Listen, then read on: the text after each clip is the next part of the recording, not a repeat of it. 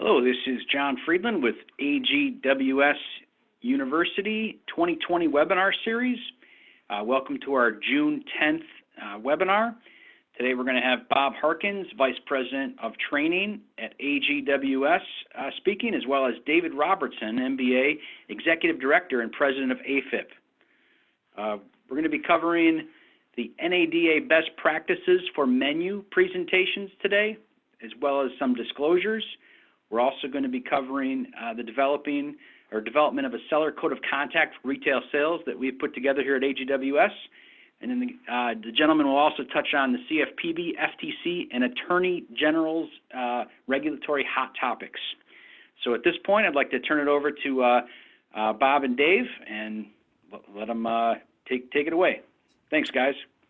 Thank you, John. Thank you, John Friedland. Welcome back, everyone, to F&I Insights.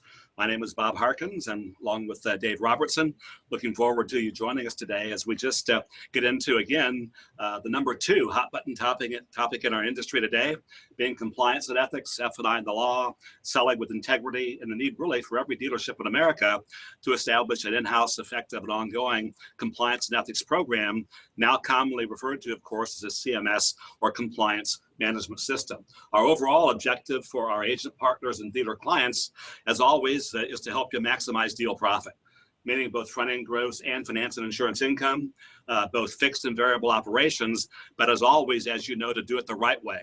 And the right way is in a manner that's consistent with good customer relations and sound business practices. We're starting with bullet point number 3 this afternoon with Dave Robertson, CFPB, FTC, and Attorneys General regulatory hot topics, and tying this into COVID-19 and as we enter pretty quickly, post-COVID as well. Dave Robertson. Dave? Thank you, Bob. And I want to thank you all for the opportunity to address a number of timely topics and their impact on how we earn our living. The first order of business, as Bob said, is to address the AGWS 6 major challenges in perspective within the environment of which they exist today on June 10th, 2020. Now, I probably won't hit all of them, but I'll address those with the potential to place you in harm's way. My position at AFIP accords me the opportunity to participate in a number of high-level conference calls and webinars addressing the dynamics of the retail automobile industry in the post-COVID-19 environment. In truth, I'm a good listener. The 2 takeaways are a highly fractured current environment with a single common thread as to what will constitute in the end the new normal.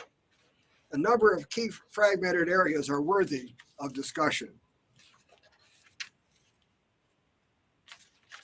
The first is that the hardest hit cities and states as it relates to the number of virus cases and deaths have skewed our perception of its impact nationally.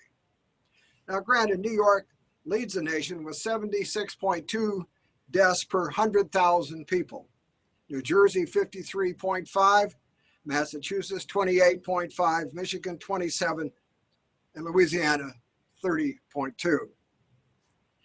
But less newsworthy but significant as it relates to the impact on vehicle sales, 9 states had less than 10 deaths per 100,000 people.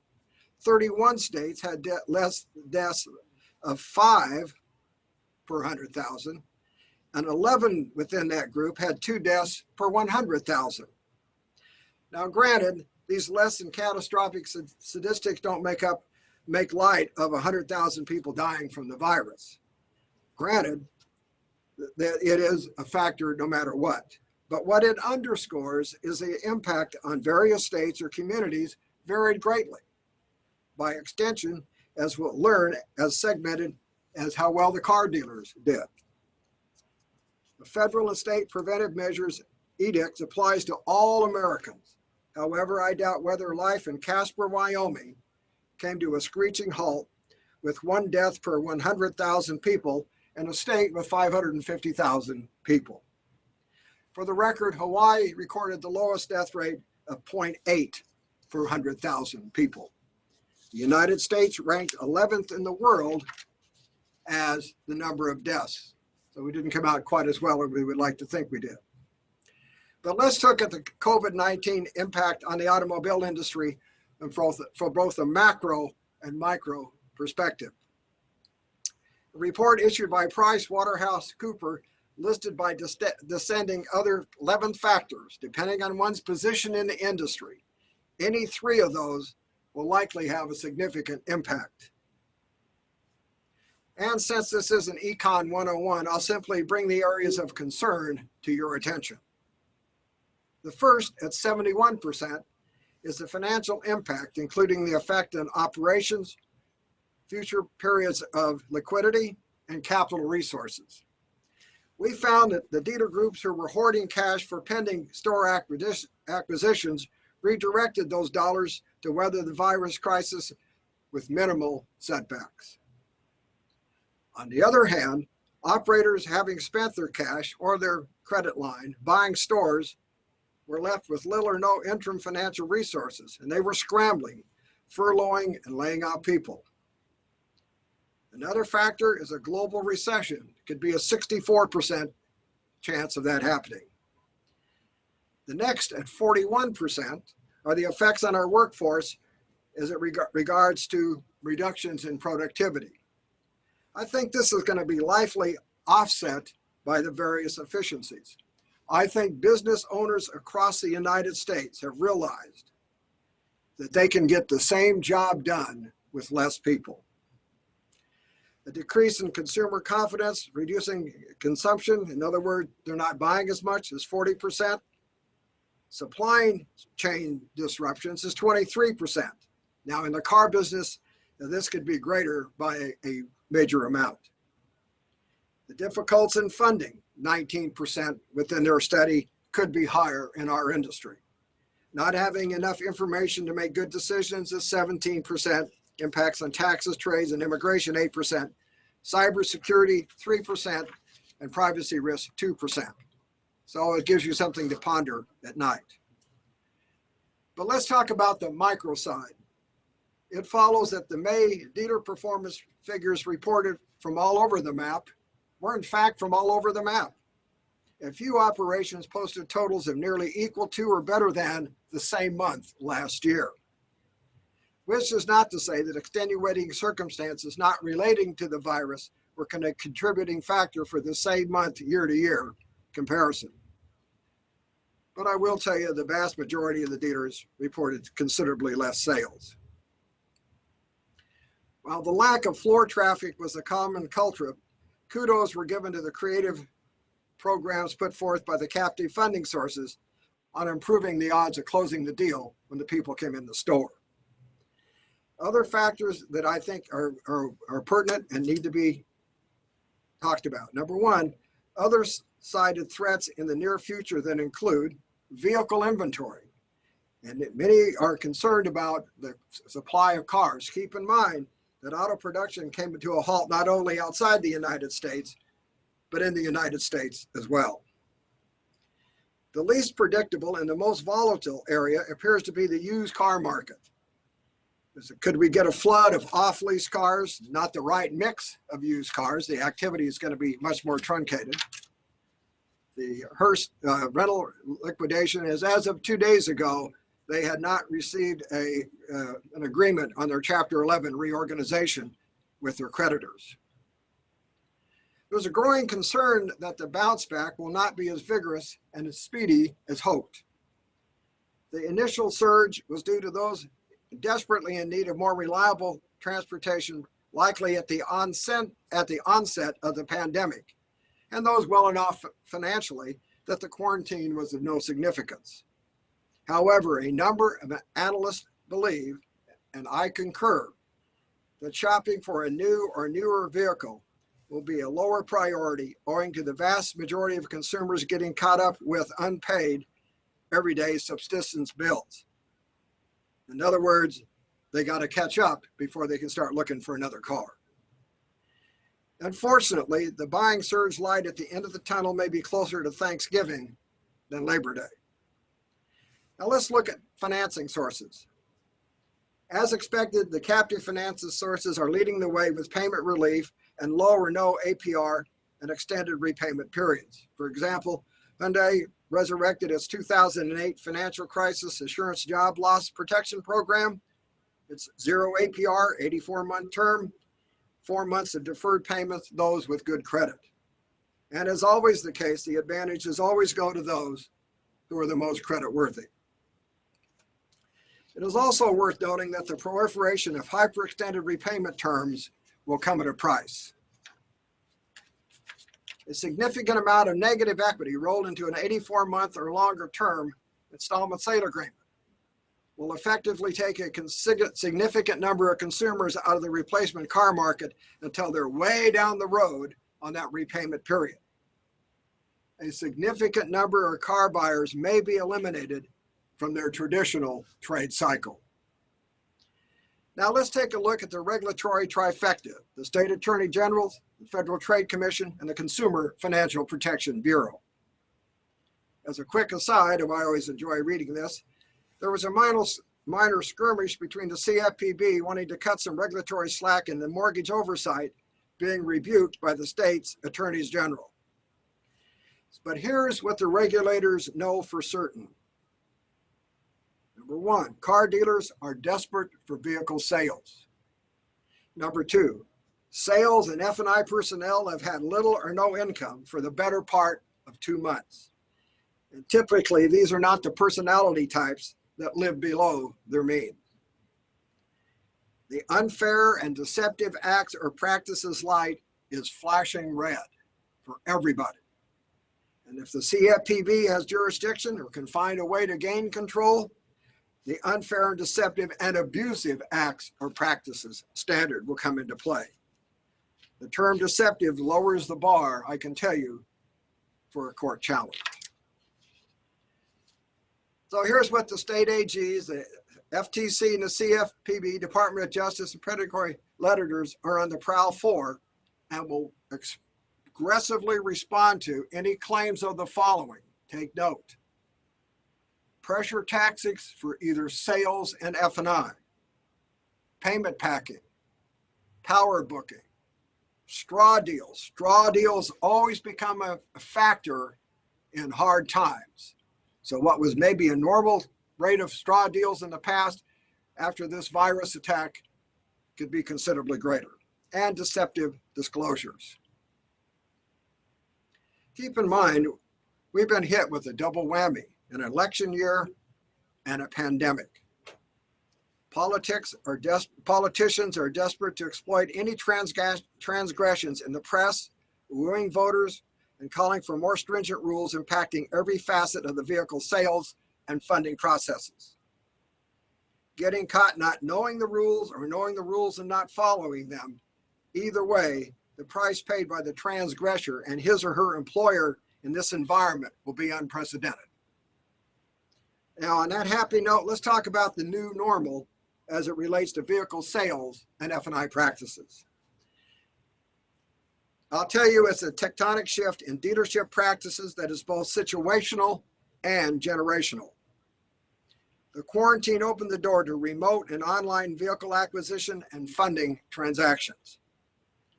Our computer illiterate Gen Xers and millennials, a major segment of the car buyers who were born after 1965, have turned the knob and ushered in the new normal. As a case in point, AFIP has been certifying dealership personnel and financial source and aftermarket product operatives in face-to-face live sessions for nearly 30 years. Faced with 90% of those recertified confined to their laptops at home, we looked at our live, interactive, online instruction supported by an electronic blackboard and eye-to-eye teacher-student contact to make the post session and during the session feasible. We certified people during the pandemic because we could do so in their home. So what has become and that practice has now become a mainstay of how we're doing our training. The new wave of non-traditional used vehicle vendors help prime the pump for online shopping and in-home consummated vehicle sales. COVID-19 was what made the situation a pressing need for all of us. Okay, every car buyer now is going to think about Do I really need to do all of this at the store? Now, as we made this shift, some unfamiliar regulations came into play. For example, the cooling off period became a factor when the F&I office is now the customer's kitchen. The more technical areas that came up to the surface as well. For example, the requirement to provide the funding source or financing source an acceptable assignment with a document containing a wet ink signature. Major problem that's going to have to be worked out as we get more into remote transactions. Now, the introduction of electronic value-added product benefit brochures are now a necessity and a highly effective way for emphasizing the need for owner protection products. The forward-looking GM Shop Click Drive online program and similar options have enjoyed a major resurgence since the pandemic started. In a growing number of stores, the post-purchase TO won't be to the F&I box. It will be to a kiosk supported by a central F&I department. The new normal, in fact, the new beginning of vehicle sales and processes is in place now well into our future. Now, the future belongs to those of you who, by mastering these new techniques and technologies, coupled with a working knowledge of applicable state and federal rules, will be top among the winners of the new normal. Now, if you have any questions about what I ran through in a quick way, that we could maybe deal with later, I'm going to give you my email address. It is afipdave@gmail.com. So if you want to follow up, amplification, or more information about what I covered in this short synopsis, then let me know. Bob? Thanks, Dave. Great job as always, sir. Let's stay with emerging challenges and continuing attacks just for another minute or two. You know, when Dave talks about this many times, as well as our friend Terry O'Loughlin, the Director of Compliance for Reynolds and also an attorney, he talks about the Big Six, which is, no, it's not a new football conference, but in order of importance, who we should fear or probably respect the most. Number one is always finance sources, and number two seems always to be the attorney general. Dave alluded to, though, with the banks and finance companies, but primarily the banks that we are sending our papers to, most of them are referred to as FFIs. That means they're federally insured financial institutions. They're federally insured financial institutions.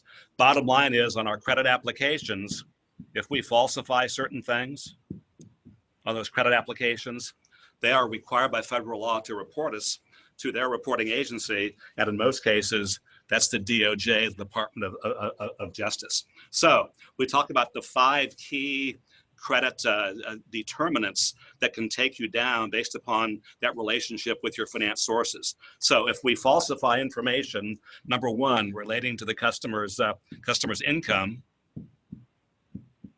we would be reported. If we falsify, number two, the customer's housing expense,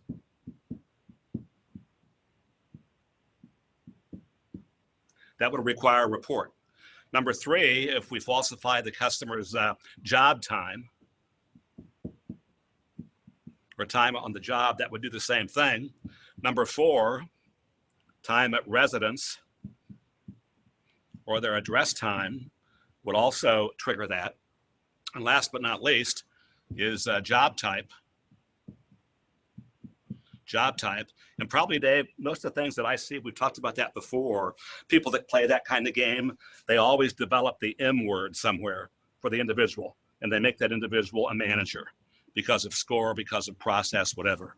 And what I saw just recently with a self-employed business owner, in order to avoid having to produce STIPs to get the deal bought or conditional approval, they referred to the individual as a general manager to eliminate those kind of STIPs. But the bottom line is, if we falsify any one of these 5 determinants, the FFI is required by federal law to report us. They complete what's called a SAR, S-A-R, which stands for Suspicious Activity Report. They cannot tell us that they've reported us to that institution. And again, the SAR will list us as potentially committing bank fraud. So the big six really starts with these finance sources. Just to echo again what Dave said with the AG or attorneys general. We talked about before, I don't know what the count is, Dave, but a number of AGs around the country have formed their own mini CFPBs, and that number is probably in the double digits now. But I had a question on one of our webinars just a few weeks ago where somebody asked me, the question was payment packing payments. And the question was, is it really illegal? Is it really illegal? So fortunately, we have that information, and we know that payment packing, quite frankly, has been illegal since 1999. What is that, 21 years. And in 1999, the NAG, I love that acronym, the National Association of Attorneys General, they both defined and denounced payment packing with a resolution.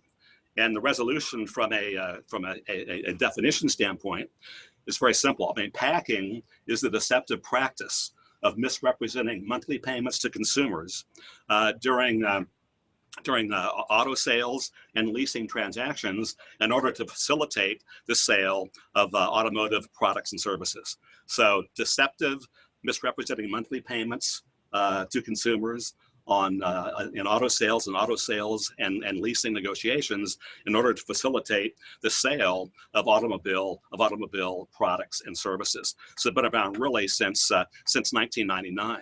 And as Dave touched on, the AGs, they have access in their own state to the UDAP statutes, unfair and deceptive acts and practices. So payment packing for them, from a state standpoint, could be their UDAP transactions violation, and also with the FTC also has UDAP restrictions, violations. And as Dave mentioned with the CFPB, they bought a vowel some time ago when it comes to that. And the vowel is the letter A, which stands for what? Abusive. So for the CFPB, it's unfair, deceptive, or abusive acts or practices. So basically what we've learned in the past, that the question, right, Dave, that they look for, the regulators, is basically very simply, does the activity or practice have the tendency or capacity to mislead a consumer? If that answer is overwhelmingly yes, we probably have some problems. But here's the Your problem. thoughts? It's the environment currently in which these acts occur. They're actionable no matter what. But the country right now, coming off a pandemic, coming off hard times, looking forward to some hard times. In an election year, that everything that Bob has talked about, that I've talked about, is magnified many, many times. I can make political hay off of any one thing here. If I want to get elected in my state, something more stringent is going to happen to car dealers. The poor consumer, after this tremendous hard time with this virus, now got rolled in a car dealership.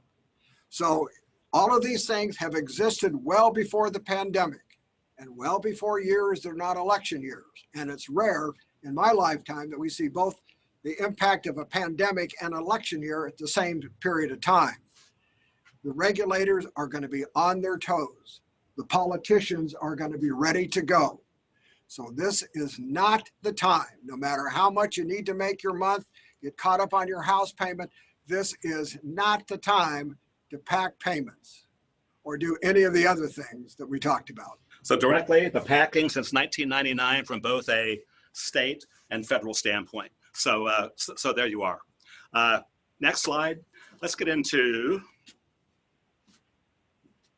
after I erase my red, or try to. There we go. Thank you, Shannon. Magic. NADA best practices. NADA best practices for menu presentations and disclosures. This information is coming to you from this booklet right here from NADA that was printed in 2014. It's called The Model Dealership Policy for Voluntary Protection Products. The author is Paul Mitri. Paul is VP of Regulatory Affairs, and Vice President of Financial Services as well. And Paul wrote not only this book, but also the one on the Fair Credit Compliance Policy and Program, also authored the one on the risk-based pricing rule, and also on disclosure of retail installment sale contracts. Now, this is 18 pages, but the critical part of this is really 4 pages. 4 pages, 2 of them are just handouts that could be displayed on the wall, and the other 2 are just the policy itself. So what we want to spend the time on is really this area called best practices for menu presentations and disclosure.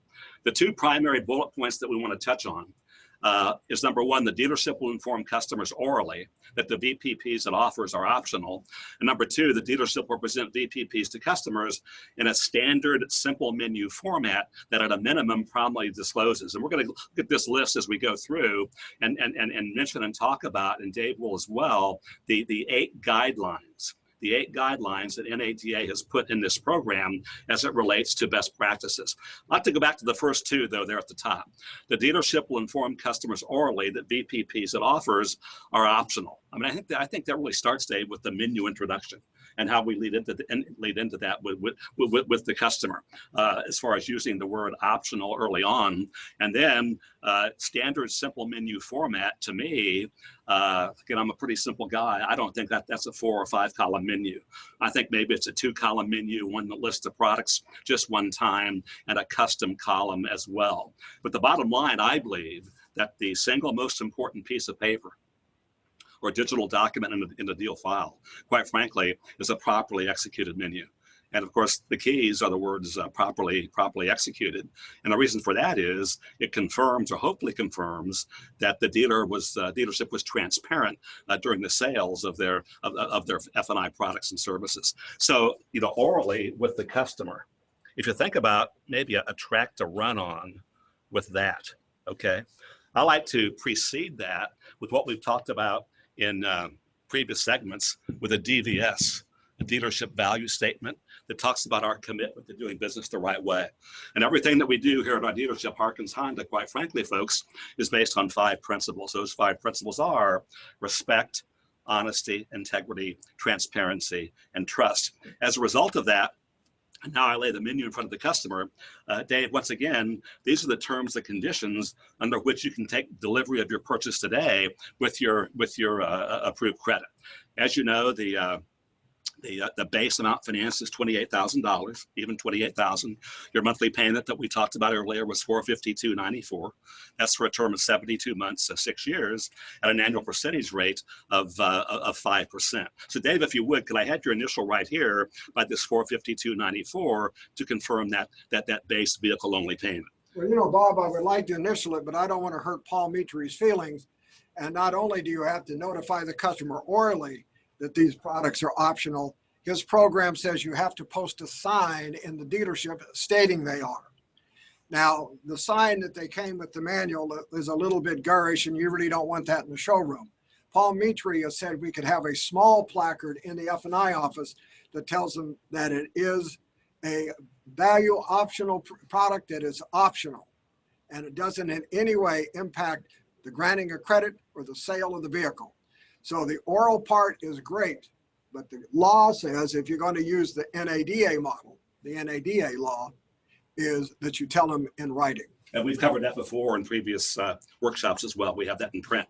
And that's also found in the 18-page document. That's good. Paul's feelings. That's pretty important. He does a great job for us. So if we do that, and we think about, just an outline for successful menu selling and 5 key ideas, I think we're talking about introduce the menu properly. We want it to be low key, downstream, non-confrontational. I believe we want to eliminate in the introduction 5 negative words. And those negative words are services, coverages, features, benefits, and programs as far as the introduction itself. So then that means the recommendation, what do we replace those words with? And the answer is the phrase optional voluntary protection products. And then bullet point number 4 with respect to that, let's offer the opportunity to customize. And last but not least, with our menu presentations, let's commit to the 3 C's. And what are they? Compliance, completeness, and consistency. So after I've gone through the top of the menu, some people talk about that, clearing it with the customer, affirming or confirming that base vehicle only payment, get the initial whatever, then after that, it's going to help us prove, if we have to, if we're ever challenged, that everything else was optional in relation to this discussion and sales presentation with the customer. So we complete that, and now very simply, I would say something like this. Dave, again, here's the menu breakdown. Here's a menu breakdown or recap of your optional voluntary protection products that are available to protect your credit and your investment. Dave, here's a menu breakdown of your optional voluntary protection products that are available to protect your credit and your investment. As you can see, our unique financial package here at Harkins Honda is comprised of 5 options.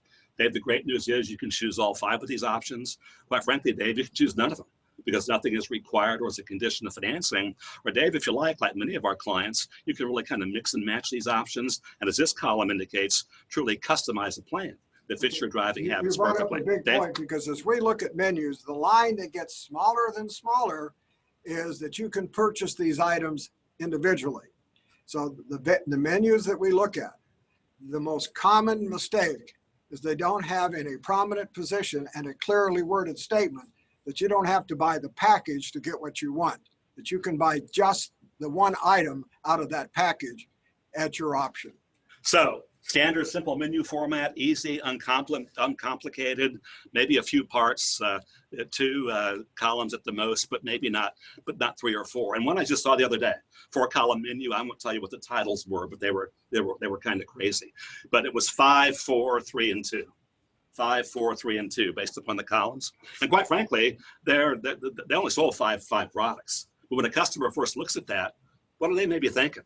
5 and 4 is 9, and 3 and 12 is 12, and 2 is what? 14? What's going on?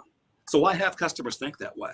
Single column menu, it's listed, it's part of our unique financial package, and a custom column as well. So promptly discloses, and here's directly from the NADA program. Dave touched on the first one, that the purchase of any listed VPP is optional. Secondly, that any listed VPP may be purchased separately.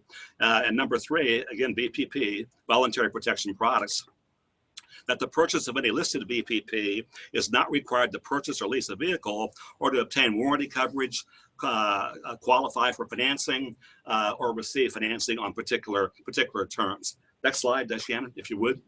Number 4, that the listed VPPs or protections they provide may be available from other sources. Number 5, that the dealer may retain a portion of the sale price of the listed VPPs. And number 6, the price of and monthly payment for the vehicle without the purchase of a VPP. And then 7 and 8, the price of and monthly payment for each VPP if purchased separately. Number 8, the price of and monthly payment for each product bundle if VPPs are purchased as a bundle as well. So as Paul talks about this is not a mandate, not a legal requirement, but a store that elects to do this, obviously they should touch base with their attorney, their qualified attorney, their house counsel with respect to these programs. Dave, more comments on the big 8, if you would there. Well, what we need to understand as we go more into remote sales, many of these things, we talked a little bit earlier about the electronic brochure for aftermarket products or value protection products. Well, these menus are going to be electronic as well. And so now we're into a situation, have we configured our menu to be, number 1, regulatory compliant, and number 2, easy for the customer to use, maybe on his own in his kitchen, working off of his computer because somebody else is in the dealership. So to your point, Bob, we're talking simple menus. I mean, you can lose a customer in a sea of options, and then they don't want any of it. So pick your plans that have merit, clearly display them, follow these steps per NADA, common sense, basically, and you get customers to be more receptive to what's on that menu. Again, bottom line on introduction, folks, here's a menu breakdown of your optional voluntary protection products that are available to protect your credit and your investment. Let's get into seller codes of conduct for retail sales. Shannon, we've been asked to, by many of our clients, to talk more about this. This is something that we do in a lot of stores. People sign off on, we go through it in class. It goes in their HR personnel file in case they're ever challenged. So those of you that are with us today, there's a number of you that are certainly agent partners and dealer clients at AGWS. Others of you may look at this as just kind of a model on how you might develop internally for your organization a seller code of conduct for retail sales. Ours is broken down into 4 primary headings. Number 1, transparent, honest, and accurate. Number 2, almost in the middle, promote good sales practices. Number 3, consistent and fair treatment of all customers. And number 4 at the bottom, documentation. But notice the paragraph at the front or at the top. It is the policy of the American Guardian Group of Companies to provide our seller code of conduct for retail sales, which will serve as a what? As a guide to the proper sales practices for all retail sellers of AGWS products. This means following the basic parameters as outlined below. So as we go through this, pretty quickly, we may not have time today to really go through all 11 of these things, but we'll get through a few of them. Please note that 10 of these 11 start out with the 2 words of seller shall. And 1 of the 11 starts out down at the bottom under documentation with seller must. But let's look at the 4 bullet points under transparent, honest, and accurate. Number 1, sellers shall market all products using comprehensive, clear, plain, and easily understood standard language, including without limitation, accurate and detailed descriptions of the product and its benefits, terms, and costs. Sellers should not misrepresent, add, remove, or otherwise modify the terms and conditions of any product or contract terms, or engage in any deceptive, false, unethical, or unlawful marketing practices. Doing business the right way. Respect, honesty, integrity, transparency, and trust. Second point, sellers shall only advertise, market, or offer products using materials, forums, and other resources provided by AGWS. These forums shall not be modified, altered, or duplicated without the prior written consent of AGWS. Number 3, right between the eyes, and think about this and think about how we're presenting products and what we're showing our customers now, and really is this enough to get it done with the things that Dave talked about earlier. Next bullet point, sellers shall provide, which means to what? Make available or furnish. Sellers shall provide a written copy of the terms and conditions of any product contract at the time of sale. All customers should be given adequate time to review every document and ask any questions related to the product when? Prior to being asked to execute a contract. Finally, sellers should not guess or make up answers to questions to which it does not know the answer to. So when you think about this bullet point right here, it's hard to accomplish that if all you're using is a sales brochure or a laminate to present products. Why? Because it's incomplete. And most brochures that you look at will say on the back in fine print that the brochure is nothing more than an outline only, okay? And quite frankly, should not be relied on in making a purchase decision to buy the contract. So if it says that on your sales brochure, think about that from a standpoint of transparency or lack thereof. Dave authored something some time back about, I think even then we used the term new norm, whatever, and get away from our old presentations of the past and use the product contracts to build the value of the product and have the customer read and look at the back of the contracts, because that's exactly what this is saying right here. So think about that. When it comes time to present and show the vehicle service agreement, after we've said, what it is, what it does, and what that means, Mr. Customer, as an example, here's the vehicle service agreement that we were referring to. You hand it to the customer. Take your time with it. Keep it as long as you like. You might look at you'll find on pages 2, 3, 4, and 5, the coverages, the exclusions, the maintenance responsibilities, and also limits of liability for the product as well. And I'll be happy to address any questions you might have. Second example, Mr. Customer, here's the gap addendum contract that we were mentioning before. Take your time with it and review that, and you'll find on pages 1, 2, and 3, the coverages, exclusions, and the procedure to follow when filing a claim. So the customer has it in their hands. They can take as much time as they want to review it, maybe hand it right back to you, whatever, but you've given the opportunity to do that. So you've handed that to the customer and time to review every product. Dave, do you want to make any comment at all on those first 4 from a standpoint of good customer relations, sound business practices? We talk about what the new normal is. And quite frankly, if we can work in a consumer's home to close a deal, they'll be much more comfortable and have the time and certainly the environment that they may be willing to spend time reviewing these documents. I'm in the store, I got the kids, I got to get home, I got soccer practice. But if I'm in your home under the new normal, and many of these brochures and what have you will be electronic, which makes them a little more potent for the customer, they may have more time to review these documents than they otherwise would have. But I can tell you, everything we're talking about today falls within the parameters of the new normal. Very good. And the final bullet point into that first section, seller shall disclose to the customer that the products are optional, funny that that's there, and not required to obtain financing, receive more favorable credit terms, purchase the vehicle, or receive a reduced price in the vehicle itself. And here's what I see, and been asked to comment a lot at a number of stores, is not only just this, but this is a big one, and that is trading rate for product. So we say to the customer, hey, look, if you say yes to our vehicle service agreement, this, that, and the other thing, what I'm really able to do is give you a little bit better break on the financing with respect to the annual percentage rate, and I can drop that APR, Dave, down to from 5.5 to 5. Obviously, not the right thing to do. It also violates, going back to 1890, before our time, but nonetheless, 1890, the Sherman Antitrust Act, which says that a business cannot tie the price of one product contingent on the purchase of a second product. So we see that time and time again in the stores. But again, these last two, and especially this one that Dave just commented on, we hand the customer the document, take your time with it. You'll find the coverages, exclusions, your maintenance responsibilities, and limits of liability on pages 2, 3, 4, and 5. What can be better than that from a standpoint of just transparency with the customer?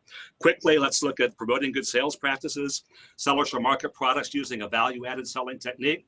Sellers shall not create a false sense of urgency or employ high-pressure sales tactics related to the sale of products. Sellers should not market a product via intimidation, coercion, bullying, or aggressive insistence. Sellers should always disclose products, prices, and associated fees. No product should ever be marked as free or packed, here we go, into the purchase price or payment amounts. Sellers should avoid generalized pricing statements as only a few dollars per month. And we've talked about what that did before a few years ago with a major product provider and also a finance source as well, when they were referring to both GAAP and the service contract as only a few pennies a day or only a few dollars per month. I think the dollar amount on that was right at $7 million that they were hit with as far as fines and restitution. Sellers shall be straightforward, honest, and truthful in all business relationships. Avoid conflicts of interest and not be associated with any information that is materially false, misleading, or which is misleading by omission. Consistent and fair treatment of all customers. 2 bullet points. Sellers should not, and AGWS prohibits, and this is ECOA, the discrimination or disparate treatment of any customer in the offer of sale or sale of any product based on the customer's race, color, religion, national origin, ancestry, military status, age, gender, disability, marital status, pregnancy, unfavorable military discharge, or any other personal characteristic. At no time shall seller discriminate, offer personalized or preferential pricing based on any such personal characteristic. Seller should only offer a product based on the customer's needs and eligibility for benefits within the product. Sellers should be cognizant of limits on coverage within the program and ensure that the retail rate charged is what? Reasonable in comparison to the potential benefits within the product. And right now, that's really all we're saying up front as it relates to pricing. The retail rate charged is reasonable in comparison to the potential benefits within the product. Dave, I think on your 7 deadly sins of F&I, you talk about being commensurate with value received, correct? Do you want to comment on that as far as our charges? The government test, now remember, this is the government's view of what commensurate. But when we look at these products, and it's going to be difficult because these are insurance products, if the transmission goes out and you have a service contract, it was a good buy. You buy a service contract, transmission doesn't go out, maybe not such a good investment. But we're going to have regulators, lawyers, and consumers being advised as to what a retail price should be commensurate with the value received. And the way you keep them out of that business is to keep them fair. So whatever you charge has to be commensurate with that product with the value received in the eyes of somebody other than the dealer. Thanks, Dave. Here's our seller must, meaning it must be done. Retain copies of all documents, menus, and sales scripts used in conjunction with the offering of sale of AGWS products, including signatures in a secure location. Documents must be signed by the customer at the time of sale.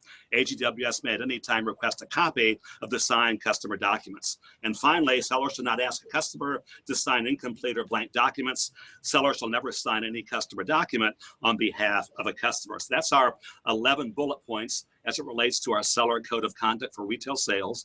Again, it serves as the proper sales practices for all retail sellers of our products. Again, as always, we encourage you to develop a mission statement, with respect to your presentations and products. Mission statement, very simply, every customer knows what they're getting. Every customer knows what they're getting. They agree to buy it. They know why they need it, and they feel good about it when they leave our dealership. And also the value statement. So if we're ever challenged by a litigator or a regulator, or whatever, what do you teach? What do you train? What's your mantra? Whatever. Hey, great question, folks. Thank you for asking. We endorse and teach. We endorse and teach the best practices and recommendations. The best practices and recommendations from NADA. That's the National Automobile Dealers Association. From AFIP. That's the Association of Finance and Insurance Professionals. And number 3, our internal American Guardian Group of Companies Seller Code of Conduct for Retail Sales. So again, everything that we do helps you maximize deal profit, but the right way, in a manner that's consistent with good customer relations and sound business practices. So John Friedland, we'll turn it back to you. Thank you, John. Yep. Thank you, Bob. Thank you, Dave. Always great information on how to protect the dealership and the customer. Thank you very much. So I'd like to touch a little bit on our HWS webinar series. On our website, hwsu.com/webinars, you're able to find all of the library of our previously recorded webinars. This one will also be posted up there shortly. You'll be able to access this and then even copy the recording and send it to others if you'd like to share the information. If you have any more questions on that, you can always reach out to Bob Harkins or myself. Contact information is right there on the screen, bharkins@agwsinc.com or jfriedland@agwsinc.com. So I encourage you to go to the website and check out those historic webinars as well. Our webinar schedule on the next slide, July 8th is going to be the next scheduled webinar. We also have the others listed there going for the rest of 2020. And then our HWS University dates are there, and then as well, those are posted on our website also if you're interested in that for yourself or your dealer clients. And then finally, we do encourage you to reach out on LinkedIn. Follow AGWS, like or post or reshare things.